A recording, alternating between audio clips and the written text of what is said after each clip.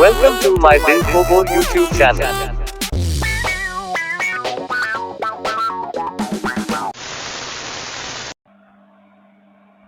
हमसे संपर्क करने और इस जानकारी को हमारे साथ साझा करने के लिए धन्यवाद।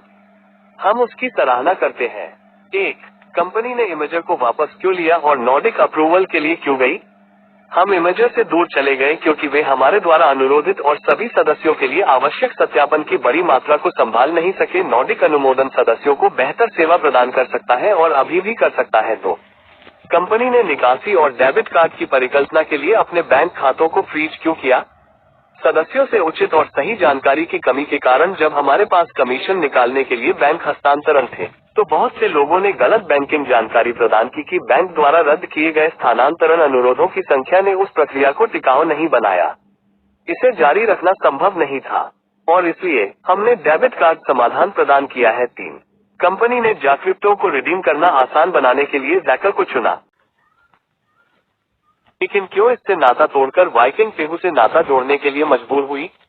जाका अपने व्यवसाय और अपनी योजनाओं के साथ आगे बढ़ चुका है। वे एक अलग दिशा में अपने कारोबार का काफी विस्तार कर रहे हैं। वाइकिंग पेहू जा लाइफस्टाइल के लिए रणनीति और योजनाओं के साथ संरेखण में अधिक था और जब वे वाइकिंग पेहू में खरीदारी पूरी करते हैं तो अतिरिक्त बोनस टोकन प्राप्त करने की संभावना होती है। 4. वे कौन से कारण थे जिनके कारण कंपनी को बाइंड के अलावा कोई अन्य विकल्प खोजने के लिए समझौता करना पड़ा? हमें अपना डेबिट कार्ड मिल रहा है, जैसा कि यूएस के न्यूज़लेटर में बताया गया था। ये सीधे निर्माता की ओर से है और उनके द्वारा प्रदान किए गए कार्ड, उन्हें जा लाइफस्टाइल डेबिट कार्ड कहा जाएगा। बिंद यूरोप और एसए में इन कार्डों का पुनर्विक्रेता है और हम उनके बाइंड कार्ड का उपयोग नहीं करेंगे। ये सभी के लिए काफी बेहतर समाधान होगा। 5. EHHAA को अपडेट करने की आवश्यकता क्यों महसूस हुई? आपको यहाँ से सीधे संपर्क करने की आवश्यकता है।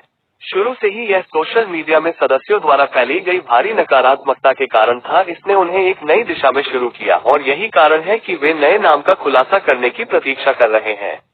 ये फायदेमंद होगा और सभी के लिए एक नई शुरुआत होगी। 6. नई EHHAA को विज्ञापन के अलावा अन्य विकल्पों की तलाश क्यों करनी पड़ी? क्योंकि विज्ञापनों की दुनिया बदल रही है और एक बेहतर व्यवसाय रणनीति प्रदान करने के लिए और सदस्यों को व्यापक बेहतर सेवा प्रदान करने के लिए भी। 7. कंपनी अपने शेयरों की लिस्टिंग में देरी क्यों कर रही है? हम अभी तक सूचीबद्ध नहीं हैं।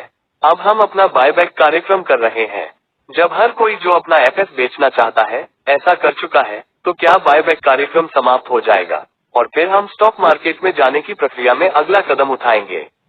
सबसे पहले एफएस फ्यूचर शेयर है। जब जा लाइफस्टाइल को स्टॉक मार्केट में सूचीबद्ध करने की प्रक्रिया होगी, तो कंपनी के सूचीबद्ध होने पर फ्यूचर शेयर्स को वास्तविक शेयरों में परिवर्तित कर दिया जाएगा। केवल एफएस 1 को वास्तविक शेयरों में स्थानांतरित किया जाएगा, एफएस 2 को नहीं। उन्हें केवल बायबैक प्रोग्राम में बिक्री के लिए रखा जाएगा। वे वास्तविक शेयरों में परिवर्तित नहीं होंगे। वे सिर्फ एक नकद बोनस है। जब पूरा बायबैक कार्यक्रम समाप्त हो जाता है, जिसका अर्थ है कि जब वे सभी जो अपने एफएस 2 या एफएस 1 को बेचना चाहते हैं ऐसा कर चुके हैं, तो कंपनी को संयुक्त राज्य में सार्वजनिक करने की प्रक्रिया शुरू हो जाएगी। तो तब तक नहीं जब तक बायबैक प्रोग्राम का शानदार मौका खत्म नहीं हो जाता। यदि आप अपना कुछ एफएस 1 या वो सब बेचना चाहते हैं, तो यह आपका निर्णय है। आप सभी को बेच सकते हैं। आप तय करते हैं। अधिक बेचने में स्वाभाविक रूप से अधिक समय लगेगा और यदि आप अपने कुछ एफएस 1 को कंपनी के सार्वजनिक होने के समय के लिए दे रखना चाहते हैं, तो ये एफएस वास्तविक शेयरों में परिवर्तित हो जाएंगे।